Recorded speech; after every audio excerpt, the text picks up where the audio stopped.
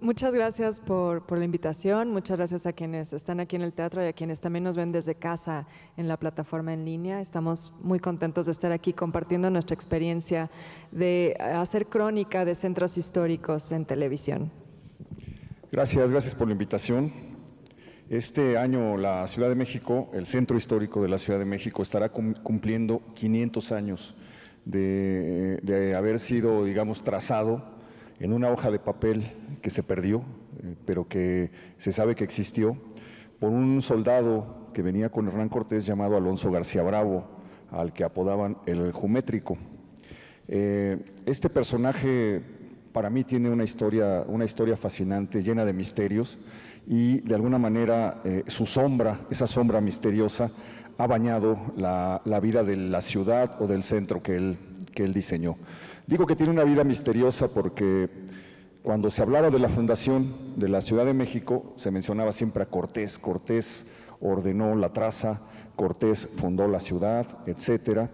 Y el nombre de Alonso García Bravo permaneció ignorado durante más de 300 años, hasta que, casi 400 años, hasta que a principios del siglo XX, Francisco del Paso y Troncoso encontró en un archivo de Europa un pequeño papel que era una relación de méritos de un soldado que había venido con Cortés y que solicitaba que se le recompensara por los servicios que había prestado. Había combatido en varias batallas, había tomado una parte muy activa en el sitio de Tenochtitlan y en la conquista de México, y ocurrido esto, Hernán Cortés le encargó, ya que le decían el Jumétrico, que trazara la ciudad. Lo que contaba ese papel es cómo había Alonso García Bravo trazado los centros de Veracruz, de la Ciudad de México y de Oaxaca, y cómo Cortés en un pleito le quitó todo, primero le dio una encomienda de indios, pero después se peleó con él y le quitó lo que le había dado, y no solamente le quitó lo que le había dado, sino que dejaron de nombrarlo, dejaron de mencionarlo hasta que aparece este papel. Me parece maravilloso que el Centro Histórico de la Ciudad de México se conserve tal y como Alonso García Bravo lo trazó, una ciudad ajedrezada de cuadras regulares, en las que, sin embargo, hay unas calles que rompen este modelo porque siguen los canales que cruzaban México-Tenochtitlan, y él tuvo que realizar la proeza de, sobre ese tablero de ajedrez, seguir el curso de algunos canales, y es por esto que algunas calles del centro histórico no tienen la traza rectangular, sino que se van curvando y se van moviendo de manera sinuosa. Sobre la planta, sobre la base de lo que él trazó, se levantaron los templos, se levantaron los colegios, se levantaron los edificios, se levantaron los palacios, se levantaron las casas, y fueron transcurriendo las vidas de los habitantes de la ciudad durante 500 años. El escritor Ítalo Calvino decía que las ciudades tienen dos fases, dos momentos, una en la cual los hombres las sueñan, las diseñan y dicen: aquí estará el parque, aquí estará la plaza, aquí estará la catedral. Y hay una segunda fase, ya que la ciudad está trazada y los habitantes la están poblando, en el que la ciudad se apodera de los sueños y les dice a los habitantes cómo va a ser su vida. Nuestro destino queda marcado porque la ciudad nos dice: aquí naces, aquí vas a estudiar, por estas calles vas a aprender las cosas elementales de la vida, aquí vas a amar, aquí te vas a enfermar, aquí te vas a morir y aquí te vas a enterrar, aquí te van a enterrar. Entonces, es fascinante la relación entre una ciudad tan antigua como la nuestra, 500 años, con la memoria y con lo que los habitantes van entendiendo de ella. Hubo un tiempo en el que los hombres sabían leer las ciudades. Me encanta esa frase de Víctor Hugo en la que dice que las catedrales, por ejemplo, eran libros que contaban cosas, que le estaban diciendo a los fieles, todo el tiempo les estaban dando lecciones, pero que nosotros perdimos el arte de leer las catedrales y de alguna manera perdimos el arte de leer las ciudades, y a veces transitamos por ellas como si no hubiera nada de lo cual participar, como si no nos estuvieran diciendo nada. A veces encontramos rincones misteriosos y nos preguntamos: ¿qué será esto? ¿Qué significa? ¿Por qué está ahí? qué ocurrió en este lugar, y la mayor parte de las veces la ciudad permanece muda, como una esfinge a la que hay que descifrar. Existen una estirpe de escritores que para mí es muy querida, porque son escritores que han dedicado su vida a descifrar esa esfinge. En 1554, un maestro de retórica de la Universidad de la Real y Pontificia Universidad de México escribió la primera crónica sobre la Ciudad de México. En ese momento la Ciudad de México tenía 33 años de haber sido fundada por los conquistadores, era una ciudad muy joven, y sin embargo este cronista encontró que ya era digna de ser cantada, ya había cosas que describir y que contar. Entonces él imagina que 3 amigos salen a caballo, eso es muy interesante, la primera crónica se hace a caballo, salen a caballo y andan recorriendo la ciudad mostrándole a un recién llegado las maravillas de la Ciudad de México. Y es una crónica muy emocionante porque encuentran, uno va a leerla tantos años después, uno va escuchando los ruidos, los sonidos de la ciudad, va captando los ambientes que tenía la Ciudad de México. Esa crónica también tiene una historia fascinante porque se perdió. Se sabía solamente que existía, que había aparecido un libro en 1554 firmado por Francisco Cervantes de Salazar, pero 300 años después se pensaba que el libro ya no se iba a recuperar. Y un bibliófilo en 1849 encontró un ejemplar trunco, le faltaban 2 hojas en la biblioteca de un difunto, y se dedicó a traducir ese libro, porque estaba escrito en latín, y a buscar las 2 hojas que faltaban. Es decir, se dedicó a perseguir una sombra o algo de la ciudad que aparentemente ya era imposible de conseguir. Lo que quiero decir es que en medio de todo este espacio, a lo largo de 500 años, van quedando las marcas de las generaciones que han poblado una ciudad tan antigua.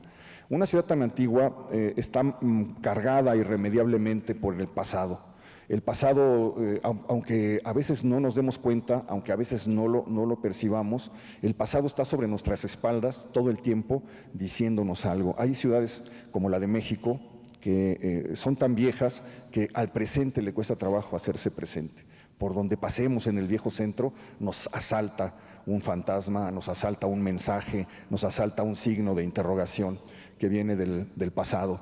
A veces uno entra a una vecindad vieja del centro y va hasta el fondo del patio y descubre lleno de sorpresa que el tiempo no pasó, que ahí sigue siendo 1572 o 1612, y de repente cuando uno atraviesa ese lugar y sale de nuevo al ruido de la calle donde están los coches, el golpe es tremendo, el golpe, el beso del pasado, porque la maravilla de las viejas ciudades es que tienen túneles que conectan el pasado con el presente y uno los está atravesando muchas veces sin darnos cuenta.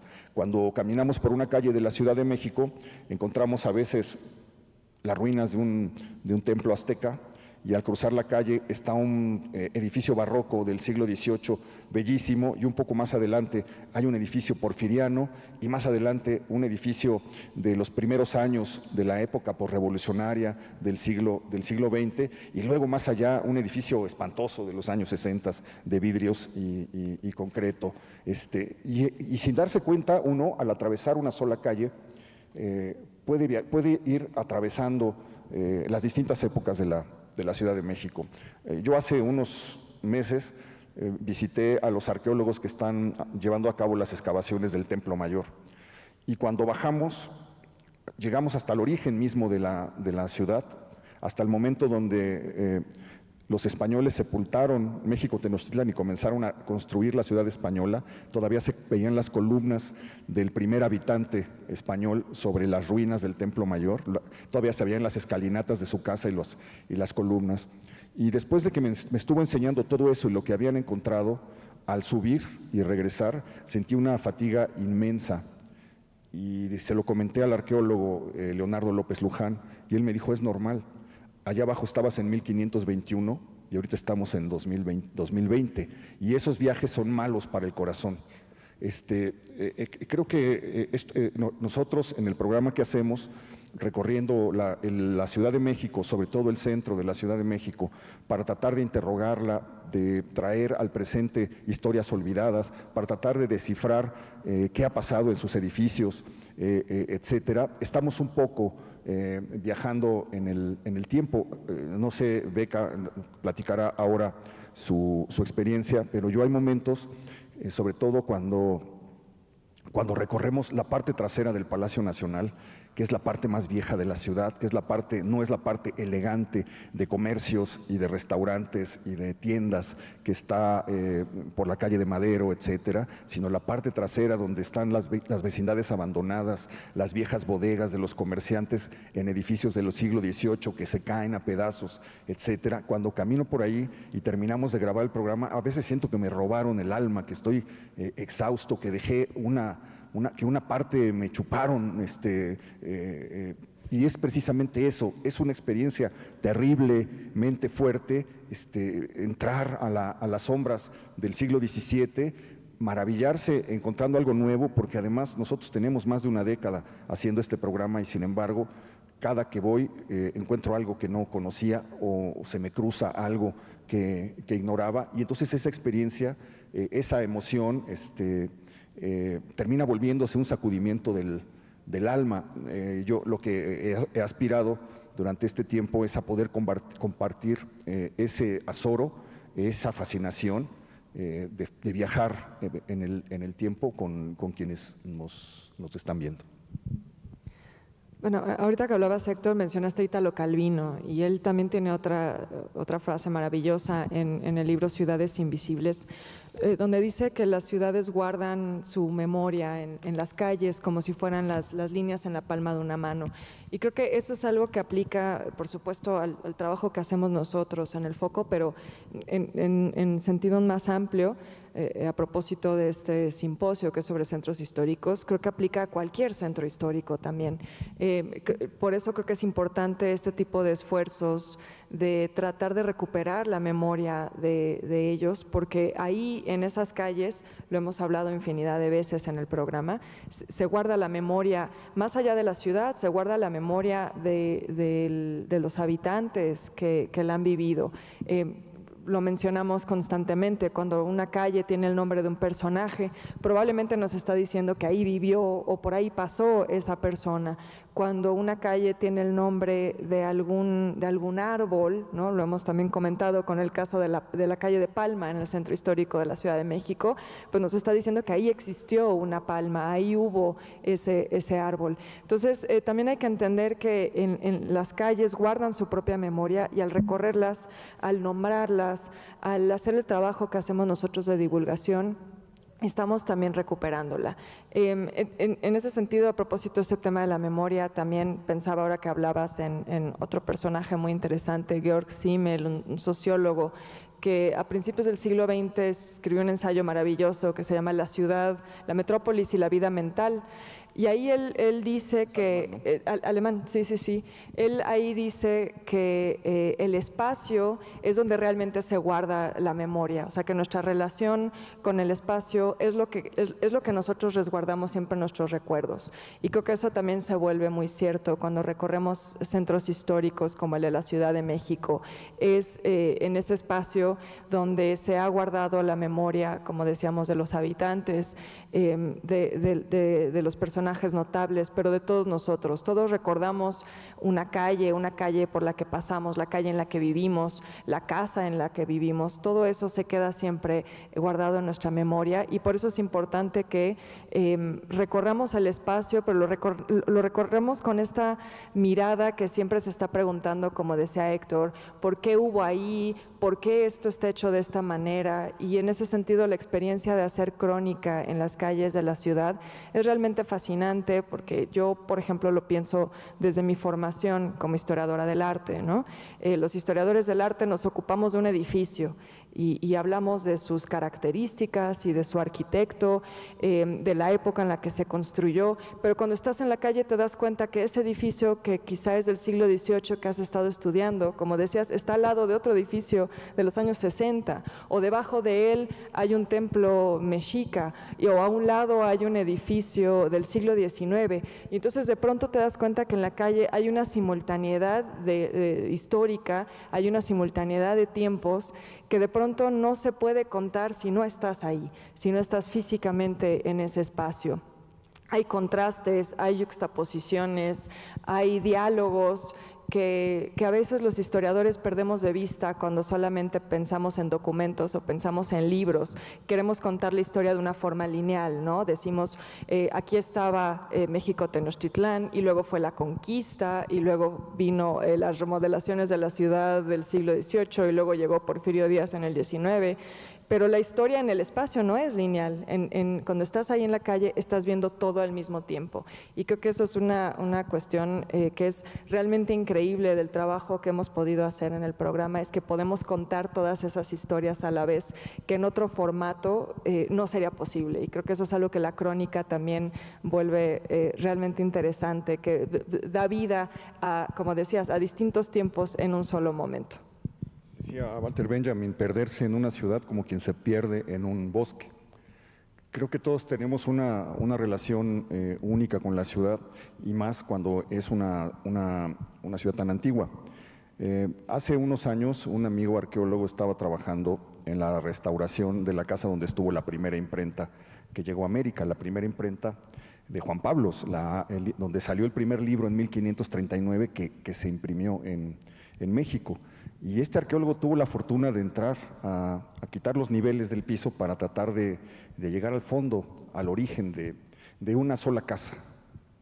Y entonces pues quitaron unos azulejos, unas losetas que habían puesto en el siglo XX, las levantaron y comenzaron a ir hacia abajo. Y a medida que iban quitando los pisos, los distintos pisos que había tenido esa casa a lo largo de 470, 480 años, fueron encontrando los pequeños objetos que la gente había perdido a lo largo del tiempo. Nosotros en nuestras casas siempre perdemos algo. Cuando eres niño pierdes una canica que nunca vuelves a encontrar, pierdes una moneda, pierdes un botón. Siempre hay como si hubiera duendes llevándose pequeñas cositas que no vuelven a aparecer, que no se sabe dónde quedaron. Y los arqueólogos que estaban en esa casa fueron encontrando unas monedas de la época de la Nueva España, el botoncito de una capa, la canica de un niño, pero también la canica de barro, la canica de vidrio de un niño del siglo XX, pero también la canica de barro de un niño del siglo XVIII, siglo XIX, etcétera. Fueron encontrando, hasta que encontraron los tipos tirados de una vieja imprenta, y a medida que iban bajando, iban atravesando toda la historia de una ciudad. Por cierto, ahí encontraron algo que a mí me sigue pareciendo maravilloso y no me lo acabo de creer. Y es que las hormigas, encontraron un hormiguero ya abandonado. Era como el Teotihuacán de las hormigas, ¿no? Un hormiguero majestuoso, pero ya sin hormigas. Y se dieron cuenta que las hormigas habían estado llevando hacia como una especie de depósito todo lo que era redondo. Y ahí estaba empujado, acomodado, estas caniquitas, estas moneditas, estos botoncitos, etcétera, como si tuvieran un museo o hubieran hecho algo que es completamente misterioso, porque ya era una ciudad vacía ese hormiguero, pero ahí quedaba ese misterio, donde era prácticamente eso, era un museo, porque había incluso hasta un niño Dios de una rosca, de esos ya que son como de sololoy, de plástico, ¿no? Y creo que eso es maravilloso de nuestras ciudades, porque se van desplantando sobre el pasado.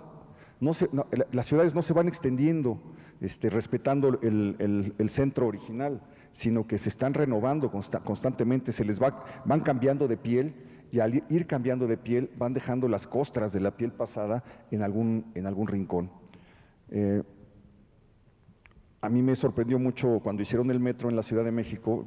Yo soy de esa generación de niños, el hecho de cómo despertaron una ciudad que estaba bajo nuestros pies Y para un niño esa es una experiencia tremendamente fuerte. El hecho de pensar que donde rasques va a aparecer algo que estuvo sepultado 400, 500 años y que va a salir algo del pasado, y cuando vas caminando por cualquier calle, por cualquier avenida, sabes que vas pisando algo que está ahí ignorado, esperando, pero latiendo porque no se ha ido, es de verdad alucinante. Los hallazgos del Templo Mayor fueron eso. Quitaron una coladera para arreglar unos cables de luz y de repente encontraron a la Coyolxauhqui. Y al encontrar la Coyolxauhqui se tomó la orden de quitar, de levantar todo el pavimento, de llevarse toda una manzana, porque tenían la certeza de que la Coyolxauhqui se hallaba a los pies del Templo Mayor.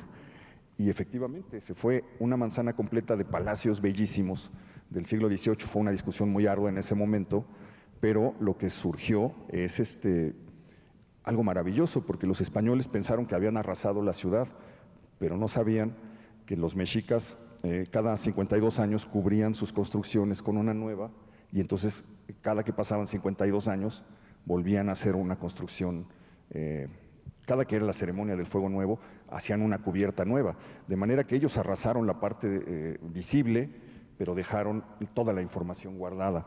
Y ahora desde hace 40, 45 años que los arqueólogos están estudiando el Templo Mayor, pues han aparecido cosas que no nos imaginamos, y eso me parece de verdad como de literatura fantástica. No puede ser en la realidad que en una calle donde hay torterías, donde pasan los camiones, donde hay un desagüe, una tubería, donde pasan los cables del teléfono y de la luz, donde todos los días está pasando gente caminando, donde vive gente, etcétera, que estén conviviendo con las sombras de otro tiempo. Hace muy poco, Beca y yo leímos que habían encontrado el Zompantli, el famoso muro donde los mexicas ponían los cráneos de sus enemigos que habían sacrificado en el Templo Mayor, y entonces los iban clavando en unos palos y los iban agrupando como, ¿cómo se llaman estas cosas? Como un ábaco, pero de cráneos, ¿no? Supimos eso, pedimos permiso para que nos dejaran meter las cámaras y llegamos a ese lugar, y a mí me sorprendió porque pensé, se veía el Zompantli abajo, es decir, habían excavado como 2 metros, teníamos que bajar para verlo, pero se veía arriba el piso del primer español que vivió arriba del Zompantli, y luego las otras casas, las otras construcciones que se fueron haciendo, los pisos que se fueron añadiendo, porque hay que recordar que la Ciudad de México se hunde por el subsuelo y porque estaba rodeada de lagos y por las condiciones del subsuelo. Entonces le tenían que poner pisos arriba cada que iban pasando los siglos, de manera que había una acumulación de pisos. Y yo pensé, esto es como una historia de fantasmas, o sea, aquí los han de haber espantado a los primeros españoles que llegaban aquí y vivían en medio de todos, les jalaban los pies en la noche. de 60,000 muertos, de 60,000 cráneos, del dolor que había ahí, porque era muy impresionante que a pesar de que eran calaveras, algunas todavía conservaban como un gesto, ¿no? Como si tuvieran una expresión de dolor o de terror, o me llamó mucho la atención encontrar el cráneo de un niño que no tenía más de 5 años y que le habían pintado los dientes de negro y que ahí lo habían clavado, ¿no? Y entonces, pues uno puede soñar, puede imaginar. Yo creo que para una exploración literaria, una ciudad como la de México es fantástica, porque uno puede decir, bueno, vamos a imaginarnos qué pasó aquí 100 años después de que taparon el Zompantli, y la gente vivía sin saber que estaba pisando todo ese dolor y todo ese sufrimiento y toda esa muerte. Es como para hacer un relato de fantasmas. Y el centro tiene mucho eso, ¿no? Pues Aura, ¿no? Yo creo que por eso Aura, al menos para mí, es la novela que mejor retrata la experiencia de estar en el centro histórico y de cómo, como dices, al atravesar una puerta de pronto estás conviviendo con fantasmas. Esto del Zompantli creo que ha sido de las experiencias más alucinantes que he tenido en la vida, ¿no? Y creo que cuando cobras conciencia de lo que hay ahí, es realmente increíble. Como dices, esta ciudad que se ha ido construyendo en capas y que no piensas mucho en ello, ¿no? Cuántas veces quienes somos de la Ciudad de México caminamos por la calle de Guatemala sin pensar que debajo de nuestros pies está el famosísimo muro de cráneos que fue narrado en las crónicas de Andrés de Tapia, por ejemplo.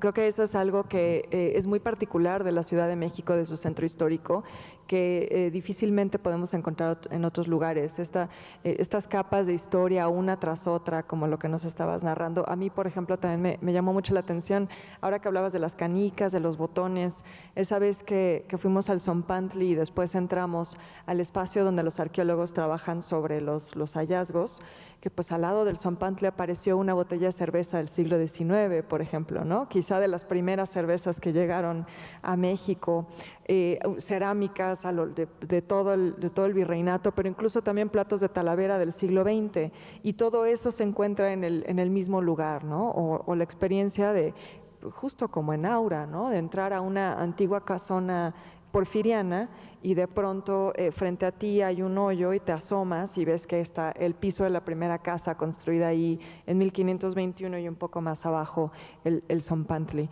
Es realmente increíble que todo eso pueda suceder al mismo tiempo en el mismo espacio, y creo que, insisto mucho en eso, creo que por eso la crónica es una forma tan interesante de acercarte a la historia, porque estás en el lugar físico, ¿no? No lo estás solo viendo a través de documentos, a través de fotografías o a través de los relatos de otros, sino que estás viendo en un mismo lugar cómo se suceden muchos tiempos a la vez. Y esa es una de las experiencias que hemos tenido en el Foco, que es realmente increíble observarlo de primera mano, ¿no? Y esto también que decías de cómo la ciudad mexica se reconstruía o se construía en capas cada 52 años, pues pareciera que lo tenemos en nuestro ADN, ¿no? Conscientemente o no, lo hemos seguido replicando y hemos seguido construyendo una capa tras otra, de manera que no terminamos nunca de destruir lo que estaba ahí originalmente, y eso es lo que permite que cada tantos años pues broten estas piedras de pronto debajo de nuestros pies. En unas bodegas del Museo de Antropología de la Ciudad de México están las piezas que no exhiben en las salas, pero que tienen que conservar. Y en esas bodegas hay unas cajas que dicen 1524, 1530, atrio de la catedral. Y son huesos humanos de los primeros vecinos, de los primeros habitantes que llegaron a poblar la nueva ciudad, la Nueva España. Porque el primer cementerio que hubo en la ciudad fue el atrio de lo que hoy es la catedral. Y hace unos años abrieron unas ventanas arqueológicas, si ustedes han pasado por ahí, que les pusieron incluso vidrio para que uno pueda asomarse y ver cómo es lo que hay abajo. Porque abajo está el piso de la primera catedral. La primera catedral solamente vivió 100 años y la tiraron porque no les gustaba, porque era muy fría y muy fea. Y comenzaron a levantar 100 años después la que hoy conocemos. Entonces quedó ahí el piso de lo que fue la primera catedral, es decir, el piso por el que pasó Hernán Cortés, por el que pasó Bernal Díaz del Castillo, por el que pasó Zumárraga, por el que pasó Luis de Velasco cuando iban a las funciones religiosas, los virreyes, etc. Y nos dejaron pasar con las cámaras. Y entonces pues abrieron unas ventanitas y nos tuvimos que meter arrastrando de una manera muy rara con las cámaras, de una manera muy incómoda, porque no nos daba, era un espacio así. Entonces en cuclillas o arrastrándonos fuimos atravesando, tocando con las manos el piso de la primera catedral. Y luego pasamos un muro y comenzamos a bajar un poco más y empezamos a encontrar en la pared, en las calas hechas en la pared, los huesos, los cráneos, los dedos de los primeros muertos, de gente cuyo nombre no sabremos jamás, pero que fue enterrada ahí y ahí quedó y ahí sigue todavía hoy, 500 años después. Y avanzamos un poco más hacia una ventana que era más profunda, y al llegar ahí ya estábamos como si estuviéramos en un sauna chorreando sudor, porque la temperatura de la superficie a esta parte cambia en unos 5 grados, y entonces era una zona muy, muy caliente, y además las filtraciones de la lluvia hacían como un lugar muy húmedo. Y de repente al bajar vimos el piso de Tenochtitlan, de una calle de Tenochtitlan. Había quedado el piso de lajas por donde caminaba la gente que pasaba por esa zona de esta ciudad que no nos imaginaremos, que no nos podemos imaginar cómo cómo es. A mí me encanta echar mano de la cita de Bernal Díaz del Castillo de cuando venían caminando por primera vez por lo que hoy es la calzada de Tlalpan, venían de Iztapalapa los conquistadores y vieron a lo lejos la ciudad. Y vieron la ciudad, que era una ciudad que parecía que estaba flotando sobre el agua, bajo un cielo inusitadamente azul, escoltada por los dos volcanes y el cerco azul de los cerros, del Ajusco y de todo esto. Y entonces comienzan a caminar y ven pues una ciudad blanca y roja flotando sobre los lagos, y a medida que se acercan ven una muchedumbre caminando y alcanzan a ver que sale humo de algunos templos que están en lo alto de lo que le llamamos las pirámides. Y entonces Bernal dice que muchos de ellos habían estado en todos los lugares del mundo, habían estado en guerras en Italia, en Flandes, habían ido a África. Y dice, y sin embargo, nunca habíamos visto algo así. No sabíamos si era real o era una de esas cosas de encantamiento que se cuentan en el libro de Amadís. Una cosa fantástica que de algún modo muchos viajeros después volvieron a vivir. Al momento de entrar a la ciudad tenían la impresión de que estaban entrando en un sueño, pues alguien puso la ciudad de los palacios. Todos los que entraban quedaban de algún modo marcados o tocados por la magia de esa ciudad, pero no podremos ni siquiera imaginar, a pesar de las descripciones de los cronistas, entre ellos el que ha citado Beca, de quienes la vieron por primera vez y fueron los últimos que la vieron, porque después de eso la ciudad fue destruida, ni siquiera leyéndolos minuciosamente y cerrando los ojos, tratando de imaginar lo que nos están diciendo, nos podemos hacer la más mínima idea de qué fue eso. Y sin embargo, tener la posibilidad, el privilegio, la oportunidad de dar unos pasos y tocar con las manos Tenochtitlan es algo de verdad sobrecogedor. Creo que estas son la clase de emociones que pueden cerrar una ciudad que está cumpliendo 500 años. Sí, y bueno, yo solo insistiría que, claro, nosotros hablamos de la Ciudad de México porque es nuestra experiencia, pero creo que todo lo que estamos diciendo también aplica perfectamente a un centro histórico como el de Toluca, donde estamos ahora, o de cualquier otra ciudad de México. Creo que en todo el país vamos a ver esto, de cómo hay restos de distintos momentos conviviendo todos juntos. Y creo que eso también hay que valorarlo desde pues lo que hacen aquí ustedes de las bienes raíces, ¿no? Hace un momento escuchábamos cómo decían que en realidad recuperar un edificio histórico es un buen negocio. Yo diría que, pues por supuesto que lo es, más allá de simplemente hablar de una cuestión de la venta del inmueble. Creo que es un buen negocio al final, o es un negocio enriquecedor, porque también está aportando algo, está regresando algo a la sociedad, está de alguna manera también ayudándonos a preservar un momento de nuestra memoria, de quiénes somos hoy todos nosotros, ¿no? Porque somos de alguna manera el resultado de un cúmulo de historias que están ahí en esas piedras, que están ahí en esas calles. Entonces creo que todo esto que platicamos, pues habría que también trasladarlo a otros centros históricos. Creo que todos los centros históricos tienen estas historias maravillosas que contar, todos los centros históricos tienen sitios realmente sorprendentes que nos pueden hablar de la historia de una ciudad, que nos pueden hablar de cómo se ha ido también formando la identidad de quienes habitan en esa ciudad. Y creo que eso es también la riqueza de estar siempre preguntándonos por qué hace esa cosa ahí, ¿no? Como decías hace un momento, ¿por qué está esa piedra ahí? ¿Por qué se ve tan distinta a la que está al lado, ¿no? ¿Por qué esa construcción se hizo de esa manera en ese lugar específico? Si empezamos a hacer esas preguntas en todos los centros históricos, en todos los barrios históricos de nuestro país, seguramente vamos a encontrar, como lo hemos hecho nosotros en la Ciudad de México, historias sorprendentes y que son realmente maravillosas que contar. Ha habido un proceso, creo que también esto es común en México, de destrucción de los centros históricos. Un proceso de destrucción a lo largo de la historia y por diversos motivos y por diversas razones. Por ejemplo, en el caso de la Ciudad de México, todo se perdió por razones naturales. El pasado desapareció en terremotos y en inundaciones. Todo lo del siglo XVII, del siglo XVI no queda prácticamente nada en la Ciudad de México. Del siglo XVII quedan unos cuantos edificios. Y de la primera mitad del siglo XVIII queda muy poco también, más bien lo que nosotros conocemos como el centro son los edificios que levantaron en el último tercio del siglo XVIII, ya al borde de la Guerra de Independencia.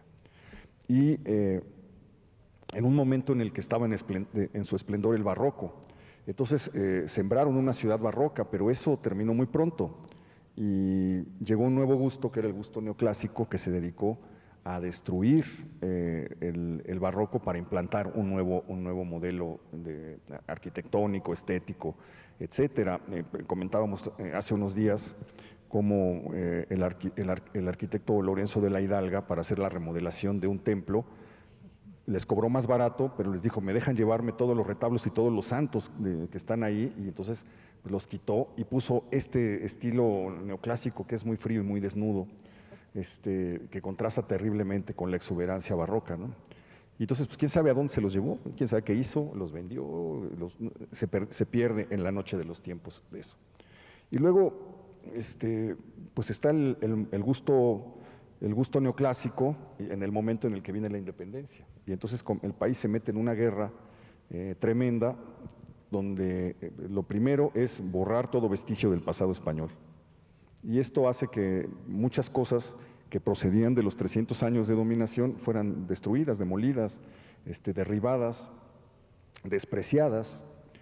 Pasa la Reforma, donde, bueno, pues en la Ciudad de México tiran la mitad de los conventos que había con los templos y las capillas y los colegios religiosos, etcétera, pues todo eso es derribado y todo el arte que lo poblaba se pierde, se revende, se lo roban, etcétera. Luego, pues Porfirio Díaz trata de imponer el gusto francés, el gusto europeo sobre el desprecio a lo colonial, pero luego la revolución trata de tirar la obra de Porfirio Díaz para imponer un nuevo modelo, de hacer una nueva visión de hacer las cosas. Y como decía Beca, pues así no la llevamos, ahora cada sexenio tira lo que hizo el anterior. Y en esa carrera enloquecida nos tomó mucho tiempo y mucho trabajo cobrar conciencia de que esos edificios habían atravesado los siglos para llegar hasta nosotros y que eran responsabilidad nuestra. Tener esa conciencia le costó a México muchísima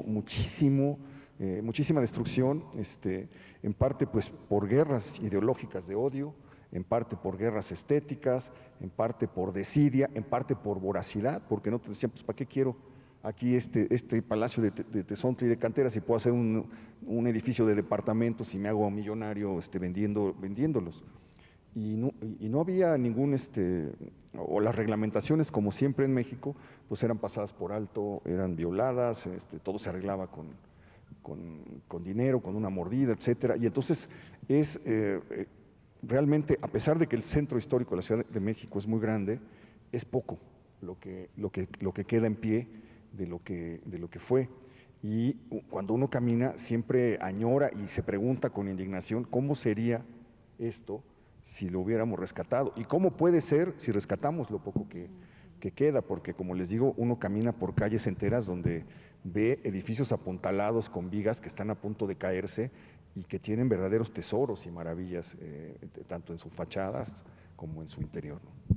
Sí, justo es como, no recuerdo si es José Joaquín Blanco o Gonzalo Celorio que escriben en algún momento un ensayo sobre la Ciudad de México en el que mencionan esto, que como los mexicas pareciera que nosotros cada 52 años queremos destruir nuestra ciudad y construir una nueva encima.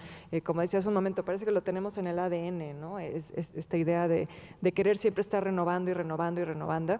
Y bueno, creo que ahí ya entramos como en un tema más complejo, que no es realmente lo que hacemos en el programa, pero creo que es una reflexión que vale la pena, y es pues cómo lograr este balance en el que sigues resolviendo las necesidades, las circunstancias cotidianas de una ciudad que está poblada por habitantes vivos, sin, digamos, dejar de respetar esa ciudad que nos legaron los muertos, ¿no? ¿Cómo pones eso en una balanza? Creo que también el camino de darle siempre prioridad al monumento no necesariamente es la ideal en todos los casos, ¿no? Pero creo que hay formas de encontrar la manera de que todos estos tiempos convivan, todos estos tiempos que hemos estado mencionando, de manera que sí todavía todavía podamos ver algo pues, de México, Tenochtitlán, que sería nuestro caso en la Ciudad de México, y algo del siglo XVI, y al menos tener un vestigio, una huella de los distintos tiempos por los que ha pasado nuestra ciudad. Pero creo que sí, siempre sin perder de vista que pues las ciudades tienen que ser para los vivos, ¿no? No podemos simplemente pensar en ciudades de monumentos que rinden homenaje a los muertos. Creo que ese es como un poco el equilibrio que en México todavía creo que no hemos logrado encontrar, pero sin duda ese debe ser el camino, creo. Bueno, yo creo que Europa entera vive de sus muertos. El gran atractivo de Europa son sus zonas vivas, desde luego, pero el gran atractivo, el atractivo central de cualquier país de Europa es su pasado y cómo lo conservan. Desde Roma, Atenas, Venecia, París, Londres, etcétera, ves en realidad son industrias que se sostienen sobre los muertos, ¿no? Sí, hay otra visión. También diría que hay mucha nostalgia, ¿no? Por ahí, que bueno, creo que a veces también tenemos que considerar que nuestra relación con el pasado dice más sobre el presente que sobre el pasado mismo, de pronto, ¿no? Digo, ya no para meternos en como muchos temas escabrosos políticos, pero yo diría que mucho también de lo que vemos en Europa, el Brexit, por ejemplo, es una nostalgia por el imperio que fueron, ¿no? Es también una forma de vivir en el pasado que creo que a veces también tenemos que ver con una mirada crítica, pero sin duda creo que, como dices, la recuperación de ese pasado o la restauración de ese pasado, la conservación, pues puede ser algo realmente de lo que una ciudad puede vivir, y es lo que mencionaban en la plática anterior, ¿no? Restaurar un inmueble histórico es un negocio, más allá de para la inmobiliaria, es un negocio para la ciudad, genera turismo, ese turismo genera derrama, ese turismo sostiene a una industria cultural, como mencionabas hace un momento. Entonces, sin duda hay que preservarlo. Yo solo a veces pienso que no tenemos que poner a los monumentos sobre la vida de los habitantes de a pie, ¿no? No, sí, desde luego, desde luego. Pero recordaba ahora que estabas hablando, Beca, una cosa que le gustaba decir al escritor José Emilio Pacheco, y era que y creo que es el gran drama de las ciudades de México, que cuando pasas por una calle hay un edificio que probablemente no volverás a ver. Cuando vuelves a pasar ya no está, sencillamente ya no está, y ahora es un Oxxo. Entonces, a don Artemio de Valle Arizpe, uno de los grandes cronistas de la Ciudad de México, decía que la tragedia era quitar lo único para levantar lo que puedes encontrar en cualquier parte. Entonces tirabas un edificio barroco y ponías un estacionamiento, una farmacia, etcétera. Y creo que esa ha sido la gran tragedia de la ciudad, cuando uno pasa por una calle y de repente se fue un referente que la había acompañado durante 400, 300 años y sin embargo un día ya no está, queda una sensación de vacío. Es como si estuviera viendo uno una sonrisa sin dientes, ¿no? Como que le falta un diente y queda una sensación de pérdida irreparable.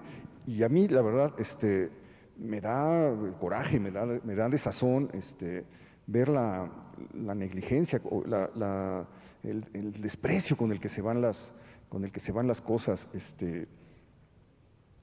Decía José Juan Tablada que cuando los lugares se van, él le tocó ver la demolición del Hospital de San Andrés, y cuando se detuvo a ver cómo lo estaban tirando, en donde hoy es el Munal, ahí frente al Palacio de Minería, estaban dos viejitos platicando que habían sido médicos del Hospital de San Andrés, y entonces empezaron a contar todo lo que habían vivido dentro de eso que estaban las piquetas demoliendo. Y él se impresionó mucho porque dijo, es que es increíble que cuando los lugares se van, se llevan algo de alguien, se llevan un pedazo de las vidas, se llevan los recuerdos, etcétera, y de repente no queda nada. A lo mejor, pues que las ciudades están vivas y son organismos, van a poner otro edificio donde se contarán, se empezarán a contar nuevas historias y empezarán a ocurrir nuevas cosas, pero esas cosas de 300 o 400 o 500 años, esas ya se vuelven irrecuperables, ya no hay manera de detenerlas, entonces, de preservarlas. Entonces, por ejemplo, aquí enfrente acabo de ver que queda un edificio muy viejo del siglo XIX, donde nada más queda la fachada. Se logró salvar la fachada, que es una fachada muy hermosa, pero todo el resto del edificio se fue con todo lo que pasó ahí.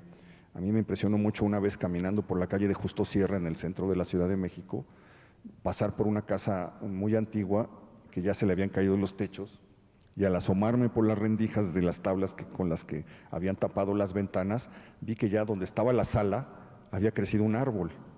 Entonces yo pensé, en esta sala pues recibieron a sus visitas, se tomaban su café, tenían sus fiestas, platicaban, lloraban. En esta sala pasaron cosas y ahorita no queda absolutamente huella de nada, de nada de eso. Entonces, es otra de las cosas que son brutales, la extinción de las cosas sin que quede el menor registro, ¿no? Sí, ahora que dices eso de las fachadas, ese es otro punto importante, ¿no? Que muchas veces en México creemos que con conservar la fachada, pues ya, ¿no? Ya estás preservando el patrimonio o el primer cuarto, ¿no? Lo que llaman la primera crujía. Pero realmente, pues hay que pensar que un arquitecto no piensa solamente en las fachadas, ¿no? Un arquitecto cuando diseña un inmueble, pues no está haciendo un set para una película de Hollywood, ¿no? No nada más está haciendo una fachada, piensa en todo el espacio y como dices, y en ese espacio sucedieron cosas, en ese espacio vivió alguien, se firmó algún documento importante, se escribió una novela, se pintó un cuadro, es decir, en esos lugares suceden cosas que han dejado huella en nuestra memoria, en nuestra identidad, en nuestra historia. Entonces creo que también eso es una cosa importantísima que tenemos que tomar en consideración. Es que no hay que pensar que solo por conservar la fachada ya estamos conservando la historia. Y ahora que, bueno, hablabas de cosas de 400, 500 años, pero por ejemplo yo leía hace unos días de una red iberoamericana de patrimonio gráfico que me pareció maravillosa, que en España están recuperando los viejos anuncios del siglo XX, los viejos anuncios de neón, los de las viejas tiendas. Y nos pasa también en el programa, ¿no? De pronto que quizá vamos a ver un inmueble del siglo XIX, pero al lado hay una tortería y decimos, mira qué bonita la tipografía, no te recuerda a otra época, ¿no? O sea, también pensar que en todas esas cosas también hay un patrimonio, también hay una historia, también hay una estética que te habla de todo un momento, de toda una época, y creo que también tenemos que empezar a valorar esa otra historia y ese otro patrimonio, que quizá porque lo sentimos muy cercano pensamos que no vale, pero eventualmente también va a ser histórico, ¿no? Entonces creo que esa es la riqueza de los centros históricos, es que precisamente ves todas estas cosas en un mismo lugar. El problema es que las ciudades están llenas de signos y te asaltan, ¿no? Tú vas caminando y te los vas recibiendo, hasta que dejas de verlos, pasas por las calles sin fijarte ya en lo que hay. Y creo que el hecho de tomar conciencia de qué se trata cada espacio, de qué se trata cada edificio, de qué se trata cada lugar, te vuelve inevitablemente el defensor de un espacio así, porque cuando tú ya sabes que ahí ocurrió algo, lo que haya sido, es más difícil que dejes que se vaya. Cuando ignoras todo y andas como a ciegas por ese bosque perdido, pues da lo mismo si hay algo que está o hay algo que se va, pero cuando lo sabes y cuando lo conoces, es muy probable que lo ames, y cuando lo amas, es muy probable que no dejes que se lo lleven, que no dejes que se vaya. Sí, y solo también para concluir un poco con este punto, mencionabas esta homogenización que hay de las ciudades, ¿no? Como de pronto se tira un edificio viejo, antiguo, para poner un Oxxo, ¿no? Que es el ejemplo que ponías. O de pronto también para poner un edificio de departamentos que francamente podría estar en cualquier ciudad, deja tú de México, en cualquier ciudad del mundo. Creo que lo que sucede ahí también es que se empobrece, no solo se empobrece, digamos, estéticamente una ciudad, sino que también se empobrece la experiencia que como ciudadanos tenemos. Esto que mencionabas de Walter Benjamin, ¿no? Que retoma la idea del flaneur del siglo XIX, que es ese caminante que se deja impresionar por lo que está viendo en la calle, que lo que ve en su caminar, en su transitar por una ciudad, se vuelve parte de un conocimiento, de una experiencia que después va a permear en lo que sea que haga en la vida. Entonces creo que si seguimos permitiendo que se empobrezca el paisaje urbano de nuestras ciudades, pues sin duda se va a terminar empobreciendo también pues nuestra alma, nuestro espíritu, nuestras ideas, ¿no? Sí, no sé, creo que ya si hay preguntas o… aquí nos están diciendo que faltan 5 minutos. Ok, perfecto. Sí, bueno, yo solo retomaría esto, ¿no? Como decíamos, es más allá de simplemente conservar un espacio, conservar una fachada o un lugar para que podamos decir, pues qué bonito se ve, sino que tiene un impacto mucho más allá en quienes vivimos las ciudades y como dices, y el amor que tú puedes tener por un lugar, pues en gran medida tiene que ver con las cosas que encuentras ahí. Ahora pensaba otra vez en José Emilio Pacheco, porque él tiene un libro que es uno de los libros más entrañables sobre un momento de la Ciudad de México que se llama Las batallas en el desierto. Es un libro por el que desfila la colonia Roma de finales de 1940, por ahí por 1948, 1949, y porque él vivió en la colonia Roma, aprendió a caminar en la Plaza Luis Cabrera, las primeras experiencias de su vida ocurrieron en ese lugar, y él vivía en la calle de Guanajuato, de Zacatecas, no recuerdo bien, y un día decidió ir a ver el lugar donde había crecido, donde había pasado su niñez, y ya no lo encontró. Lo habían tirado, y lo único que encontró es que pues habían tirado la fachada y todos los cuartos, pero quedaban las paredes laterales y la trasera. Y en una de las paredes laterales estaba todavía el tapiz, el papel tapiz que habían pegado ahí, que era el papel tapiz de la casa de su infancia. Entonces, me parece que eso es brutal. No queda nada, pero queda un trozo de papel que te trae inmediatamente de golpe todos los años que pasaste ahí, todo lo que ocurrió, los familiares que ya se fueron, los momentos cruciales de la infancia, y luego irse sabiendo que pues ya a lo mejor pasaste alguna vez y viste tu casa sin saber que era la última vez que lo ibas a ver. Y insisto, creo que esto es parte del drama que han vivido los centros históricos de México. Sí, y creo que también por eso es tan importante que también contemos esas historias, ¿no? Y creo que eso es algo que, pues para mí ha sido increíble ser parte del foco, porque creo que te permite, pues digamos, socializar ese conocimiento histórico, que la gente lo conozca, que la gente se apropie de él. Y me encanta cuando, por ejemplo, nos comentan en redes sociales, pues yo viví en la casa de al lado y siempre pasaba por ahí, me encantaba, o sea, cómo realmente este patrimonio se vuelve parte de nuestra vida cotidiana. Y lo triste es cuando unos meses después pasamos por ahí otra vez y resulta que ya no está, ¿no? O ya, como hablabas de Pacheco hace un momento, o nos enteramos que ya hay un proyecto para demoler ese lugar, o sea, todas estas cosas que hemos estado comentando. Y creo que ahí también radica la importancia de este tipo de esfuerzos, de la crónica, de la divulgación, es que al menos quedó un documento, ya sea una grabación, un texto, algo que va a dar cuenta de lo que ahí estuvo, de lo que hubo en ese momento ahí, de su historia, para que más adelante esté o no esté el inmueble físico ya en ese lugar, al menos podamos reconstruir un pedazo de su historia. Y creo que también por eso es importante que en el centro histórico de la ciudad, pero en cualquier otro centro histórico o barrio histórico del país, se hagan estos esfuerzos por contar esas historias, porque pues sí, eventualmente los inmuebles ya no van a estar ahí, ¿no? Bueno, pues finalmente solamente nos queda la memoria. Nosotros nos dedicamos en el programa a tratar de recuperarla, de regenerar la memoria de la ciudad y de los lugares. Pasamos los domingos a las 5, ojalá nos puedan acompañar, para que uno de los fenómenos y de las cosas más gratas para mí en este programa es que lo hemos construido con las memorias de mucha gente que nos dice vayan a tal lugar, visiten tal cosa, o que nos pasan datos e información sobre estos lugares, ¿no? Bueno, pues les agradezco mucho la invitación, la oportunidad de estar aquí conversando con ustedes, y sobre todo pues también el gusto de tener un espacio para platicar con mi querida Beca. Sí, muchas gracias, Héctor, y muchas gracias por la invitación y también por su preocupación por hablar de este tema tan importante que son los centros históricos. A mí me parece muy alentador que desde una asociación de bienes raíces se esté poniendo, se esté resaltando la importancia de hablar de estos temas, de los centros históricos, de la gentrificación. Creo que necesitamos que las bienes raíces también vayan de la mano del trabajo que estamos haciendo historiadores, cronistas y protectores de patrimonio en general. Entonces también les agradezco mucho el esfuerzo y el trabajo que están haciendo.